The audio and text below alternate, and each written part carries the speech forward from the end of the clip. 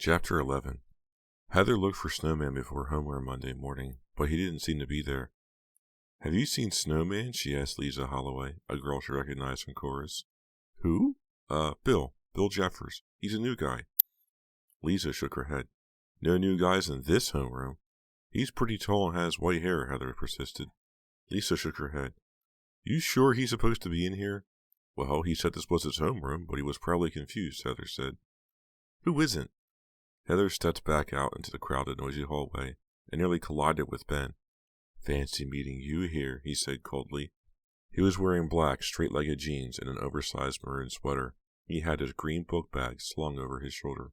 "Ben, hi!" "Hey, you remember my name. 10 points for you, Heather. Like to try for 20? Give me a break, Ben. What's your problem? Your mother give you raw meat for breakfast again?" He didn't laugh. He usually liked it when she cracked a joke like that. He considered it his effect on her. She never even tried to crack jokes before she met him. He shifted his book bag to the other shoulder and leaned one hand against the wall, blocking her path. "I know where you were Saturday night, Heather. You weren't visiting your cousins like you said." Heather swallowed hard. She was still half asleep. She didn't want a big confrontation with Ben now in the middle of the hall with half of Twin Valley High looking on. "So that was you following us?" she asked, sighing. "Huh? I didn't follow you," he said angrily. "I didn't have to follow you." "What do you mean?" Her hand suddenly felt ice cold. She had a feeling she knew what he was about to say. "Your uncle told me you had a date with another guy."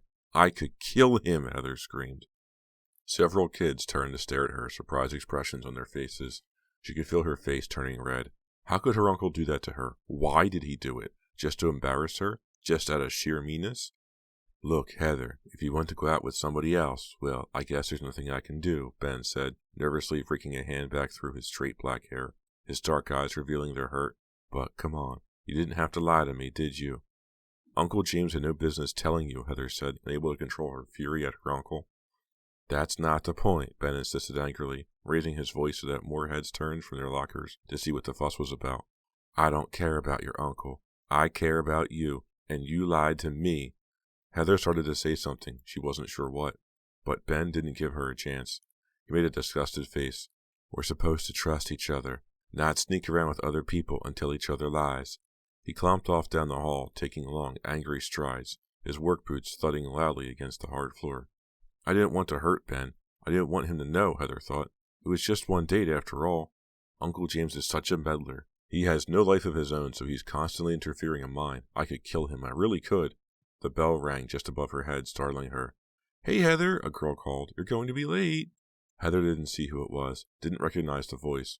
She grabbed her book bag off the floor and hurried down the nearly empty hallway.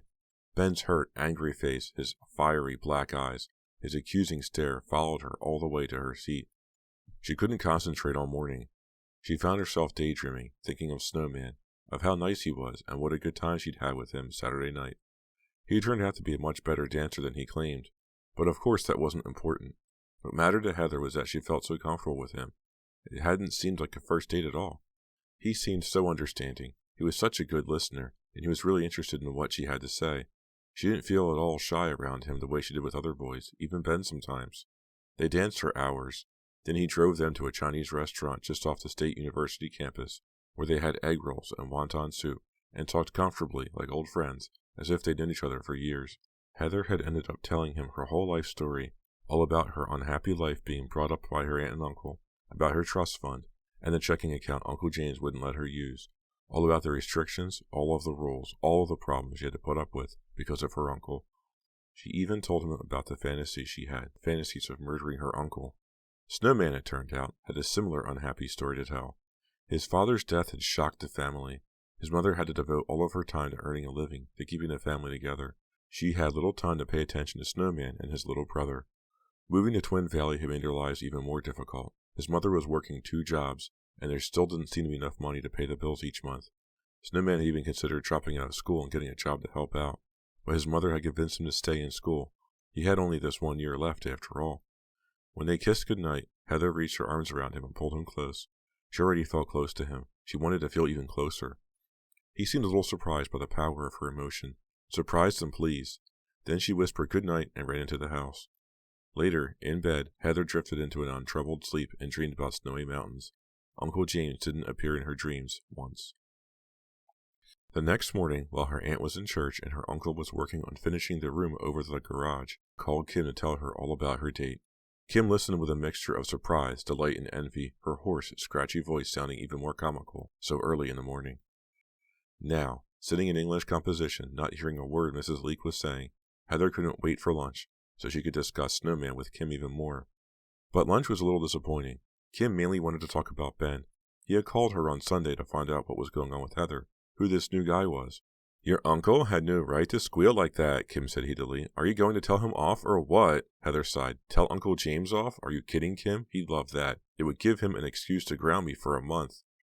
Then what are you going to do? Aren't you even going to tell him to mind his own business, to let you have a little space? No, Heather said, poking at her macaroni and cheese with the bent tines of her fork. Know what I'm going to do? Nothing. I'm not going to mention it. That's the best way to get back at my uncle. It'll drive him crazy. You've got a lot more cool than me, Kim said, biting a crust-off her peanut butter and jelly sandwich. I just know Uncle James, Heather said bitterly. I know his evil mind. I know his stupid power games. When he comes home after work tonight, he'll be dying for me to come yelling and screaming at him, telling Ben about my date. Heather was right. She knew her uncle very well. At their solemn dinner table that night, he kept looking at her expectantly, as if waiting for her to say something. But Heather refused to play his game. She talked to her aunt and pretended everything was just fine. Finally, Uncle James couldn't take it anymore. Are you going out with that albino again? He asked. James, really? Aunt Belle said, shaking her head disapprovingly. He ignored her and glared at Heather. Yeah, I guess, she said, eyes on her plate. He's not an albino. Could you pass the roast beef, please? He seemed very nice, very polite, Aunt Belle said, smiling nervously at Heather. He makes Ben look almost human, Uncle James said, snickering into his napkin. He turned to his wife. Pretty fancy dinner. It wasn't a compliment, it was a complaint. Guess you'd think we can afford roast beef every night of the week. It was on special, James, she said, passing the platter to Heather. Is it rare enough for you, dear? No. Is it ever? He grumbled. He swallowed a mouthful of cooked carrots, then turned back to Heather. You know, it's just as easy to go out with a boy with money as it is with some poor lout. Heather concentrated on her food and tried to ignore him. She just didn't want to get into a fight with her uncle over Snowman. Did you hear me? He asked, his thin voice rising in pitch. Yes, Heather muttered without looking at him. Something wrong with that boy. That white hair. It's not right. Must be nutritional or something. My cousin Adele had white hair from the time she was 12, Aunt Belle said thoughtfully. Something wrong with her, too, James said, scowling, pushing the boiled potatoes around on his plate. Poor Adele, Aunt Belle said mysteriously. May I be excused? Heather asked, and climbed quickly to her feet. You haven't finished what's on your plate, Uncle James said, pointing at her plate with his fork. I'm not very hungry, she said. She started to walk toward the dining room entranceway. I said sit down and finish your plate, he growled. I'm 16 years old, Heather said, feeling herself lose control. I'm a little too old to be told what to eat and what not to eat. She hurried toward the door, but her uncle leaped up from his place, stepped away from the table, and grabbed her arm. Let go of me, Heather screamed. She tried to pull out of his grasp. James, let her go, Aunt Belle cried, very alarmed. I won't be spoken to like that in my own house, he bellowed. In a fury, he jerked her by the arm. She stumbled backward. As she fell, her back hit the corner of the mahogany dining room buffet. She cried out as a sharp, paralyzing stab of pain coursed through her body. James, what have you done to her? Aunt Belle screamed, her open hands pressed against the sides of her face in horror. Chapter 12. Uncle James apologized grudgingly. Then he accused Heather of spoiling his dinner. Aunt Belle had to lead him to the den, where he collapsed on the couch, complaining of stomach pains, trying to make Heather feel guilty. Heather threw on her coat and hurried out of the house. Her back still ached as she drove to work. She knew she had a nasty bruise, but she was okay. It was the first time her uncle had ever hurt her physically. It was an accident, she realized, but she couldn't help feeling frightened. Why don't you die? Die, die, die! The words repeated in her mind as she pulled into the Twin Valley Mall parking lot. She wondered if Snowman would show up at the restaurant. She hoped he would. As she entered the ladies' room to put on her uniform, she found herself thinking of Ben. What should she do about Ben? She'd never had a problem like this. She knew she had to apologize. She didn't want Ben to be angry with her. He had acted so furious, so betrayed before school that morning. And of course he had a right to feel betrayed. She had to make Ben understand. She had to make him forgive her. She wanted to keep going out with him. He was so nice, so understanding. He knew her so well, and he made her laugh. She really cared about Ben. But she also wanted to go out with Snowman again. He seemed so much more exciting to her now. What to do? She thought about it all through work. Her mind was half in the restaurant, half in her thoughts, and her eyes were on the doorway, watching for Snowman. He didn't come in that night. When Heather got home, she waited for her aunt and uncle to go up to their room. Then she sat down in the living room and called Ben. Her heart was thudding in her chest. She didn't really know what she was going to say. Ben didn't help make it any easier. He grunted into the phone, responding to her monosyllabic replies. She apologized for making up the story about visiting her aunt's cousins. He remained silent. She said she still wanted to go out with him. That sounds okay, he said in a flat monotone. Can I be really honest with you? Heather asked, coiling the phone wire nervously around her wrist. Uh-oh, was Ben's only reply. I want to go out with Snowman too, she said. Who? Another boy. Silence. Come on, Ben, she said finally. I'm being totally honest with you. What am I supposed to say? Thank you, he snapped sarcastically. Ben, it's my turn to be honest, Heather. Don't call me any more. Goodbye. There was a loud click, followed by silence. After a few seconds, the dial tone buzzed in Heather's ear. She sat in the hard-backed armchair, the receiver in her hand. You yakking on the phone this late? Uncle James called from upstairs, his voice startling her. She dropped the receiver. It fell, pulling the phone to the floor with a loud clatter. I was just... Hang it up, unless you want to start paying the phone bills, he said. She heard him muttering under his breath as he padded back to his room. The next night, Snowman came into the restaurant, sliding his long legs under the table of the last booth. Heather finished taking an order and hurried down the row of booths to greet him. Hi! She suddenly felt shy. How's it going? He asked, giving her his best crinkly-eyed smile. He wore a black sweatshirt under his oversized overcoat. Not too bad tonight. Hold on, I've got to go put this order in. She tore the sheet off the pad and handed it through the kitchen window to Mel. Then she brought Snowman a hamburger and a Coke. Thanks. He began to eat hungrily. I looked for you in school yesterday morning, Heather said, watching the kitchen window. Oh, yeah? He didn't look up from his hamburger. I went to your homeroom, but you weren't there. I know. I had to stay home yesterday morning. Some family things. Oh? Is everything okay? Heather asked with real concern. Snowman just shrugged. His face didn't reveal any emotion. He brushed back his white hair. His dark eyes reflected the fluorescent ceiling lights. I asked this girl I know. She said you weren't in Looper's homeroom, Heather said, her eyes on the lookout for Mel. Yeah, I know. Do you think I could have some fries? I'm really starving. Sure, I guess. Wait until Mel gets away from the French fry machine. I'll get you a plate. You didn't have dinner? No, Mom had to work late and they moved me. What? They moved me out of that homeroom. He pulled several paper napkins out of the dispenser and wiped ketchup from his cheek. That's why they don't know me there. Like you said, it was a sophomore homeroom. It was a mix-up. I'm not used to such a big school, you know. You can get lost in that place. He grinned up at her. Well, whose homeroom are you in now? Heather asked. He started to answer her, but she heard Mel hitting the bell, indicating that somebody's food was ready, and she hurried to pick it up. Things got busy, as they usually did right before closing, and Heather didn't have a chance to talk to Snowman anymore. Just before 9, she looked over to see him give her a wave, mouthing the words, "Thank you," and he walked out, his hands stuffed into the pockets of the long 50s-style overcoat. Cleaning up his table, she found another folded-up piece of paper. This one had a little snowman drawn on it and the words, "Meet me at Swan Park, Saturday afternoon." A short while later, she had changed into her street clothes, said goodnight to Marjorie and Mel, and headed across the vast, nearly empty parking lot to her car. It was a cold, moonless night. A strong, gusting wind had come down from the north, blowing sheets of powdery, loose snow across the lot. Heather ducked her head and jogged against the driving wind to her car. It took 4 tries to start it up. Uncle James had refused to give it a winter tune-up, saying that he couldn't afford it. The car had been protesting its ill treatment all winter. Finally, Heather pulled out onto Valley Drive, her headlights piercing the darkness and the blowing snow. She had gone about 6 blocks when she noticed a car following closely behind her. It was a Taurus, a black Ford Taurus. Or maybe it just looked black because it was so dark on Valley Drive. Heather couldn't see the driver. I wish this clown wouldn't ride right on my tail, she thought, especially since there are still so many slippery patches on the road.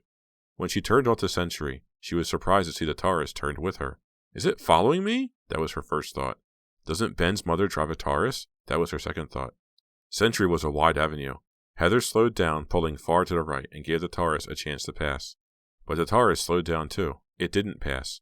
Someone is following me, she thought, a feeling of dread making her shiver. Now I'm acting crazy, just like Snowman.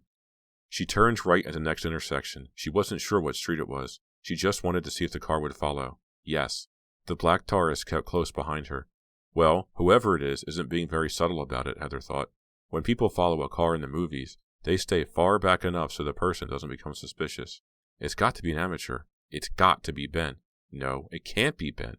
Ben wouldn't pull such a childish stunt like this, would he? She was safe in the car. Why did she feel so frightened? Because whoever it was trying to frighten her.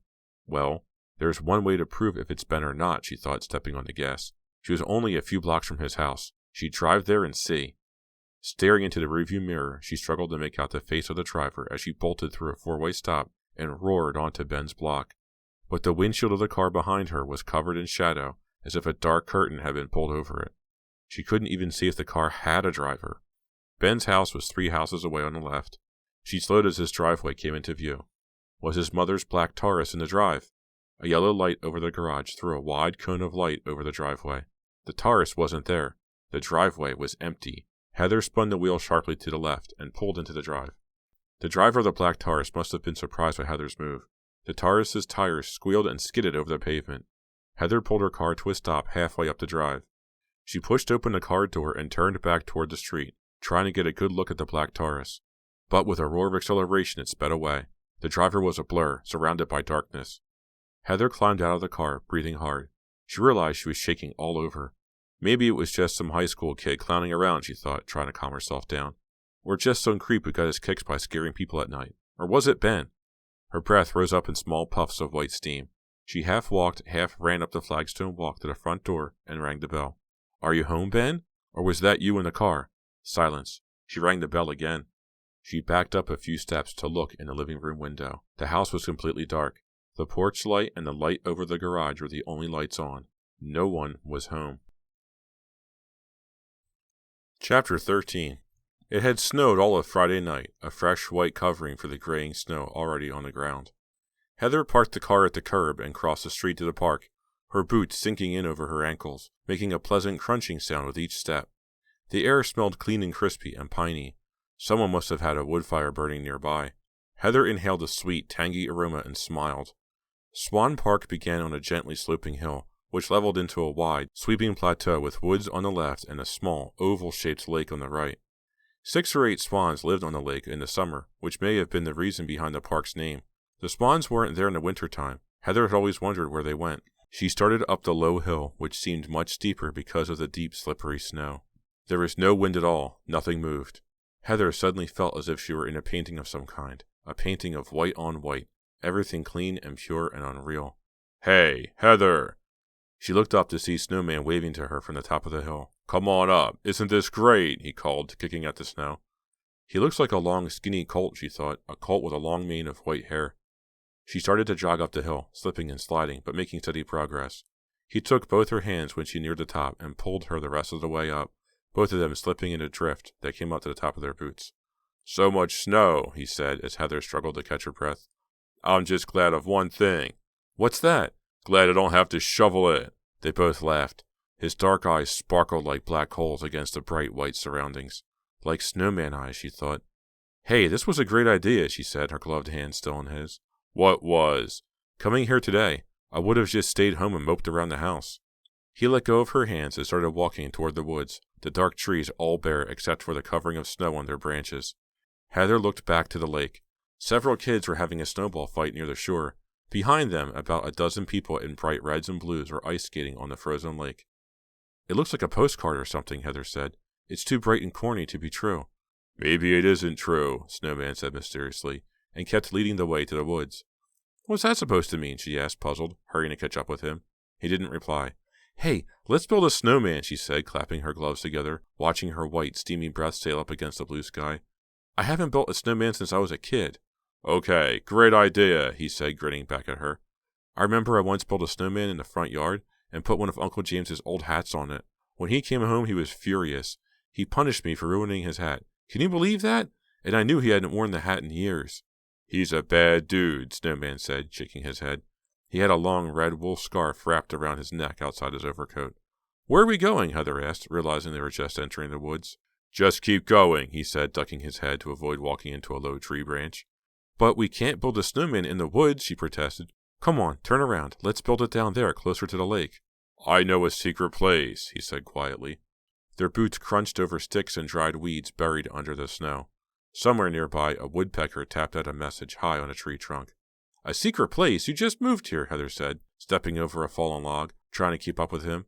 How can you know a secret place? He laughed. I have my ways, he said in a funny foreign accent. But these woods go on forever, Heather protested. That's what I like about you. You're so trusting. Just chill out for a minute. We're almost there. Heather turned to look back as she continued walking. She couldn't see the lake anymore. They were too far into the woods, surrounded by barren, snow-covered trees, their limbs reaching out like arms to encircle her. She had a sudden tremor of doubt.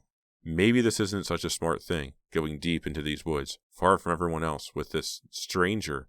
But then she scolded herself for even momentarily thinking such a thing about Snowman. That's what you've done to me, Uncle James, she thought. You've made me suspicious of everyone. Oh! A chipmunk scampered right past her feet and disappeared into a hollow tree trunk. Did you see that? A chipmunk, she exclaimed. Snowman was several yards ahead of her, making a twisting path through the thick bushes and tall weeds. She walked in his footprints, keeping one eye on the ground, one eye on him. Almost there, he repeated quietly. You sound like my dentist, she said. Almost done, we're almost done. And then he goes on drilling for another 20 minutes. But then, suddenly, there they were. To Heather's surprise, the trees suddenly ended and they stepped out into a small, circular, flat clearing. Oh, it's so pretty, she exclaimed, standing in the center of it and twirling around, making the trees seem to whirl by. How did you ever find this place? It's so totally secluded. He just smiled.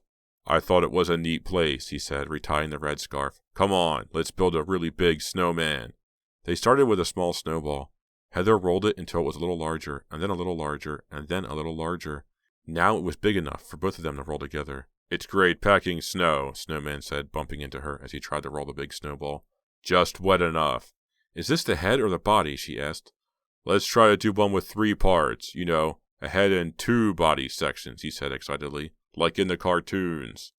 I feel like I'm in a cartoon or something, Heather said, pushing too hard and sliding right off the ball, face down into the snow. Now you look like you're in a cartoon, Snowman said. How'd you do that? Just naturally graceful, she said, pulling herself up. He came over and helped brush the snow off the front of her down jacket. She thought maybe he was going to kiss her, but he returned to the snowball instead. Hey! She looked past him to the woods. What was that? Someone behind that tree.